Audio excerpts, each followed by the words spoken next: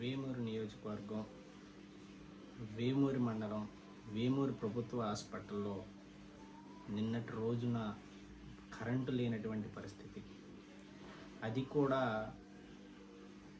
మన చిన్న పిల్లల వార్డులో పూర్తిగా కరెంట్ అనేది లేని పరిస్థితి. కనీసం ఫ్యాన్లు కూడా తిరగని పరిస్థితుల్లో గర్భిణీలు, బాలింతలు ఎంత కష్టపడుతున్నారో ఈ వీడియో చూస్తే మీకు అర్థమవుతుంది. మరి చంద్రబాబు నాయుడు గారు ఏమి డెవలప్మెంట్ చేస్తున్నారు? డెవలప్మెంట్ అంటే అమరావతిలో 1000 కోట్లు పెట్టడమేనా? డెవలప్మెంట్ అంటే రిచ్ ఫ్లైట్లో తిరగడమా? డెవలప్మెంట్లు అంటే 10 కార్లు వేసుకొని వెళ్ళడమా? డెవలప్మెంట్ అంటే పబ్లిసిటీనా? ఆంధ్ర రాష్ట్ర ప్రజలు గమనించాల్సిన పరిస్థితి. కనీసం హాస్పిటల్స్లో కూడా, ప్రభుత్వ హాస్పిటల్స్లో కూడా కరెంటు లేనటువంటి పరిస్థితి.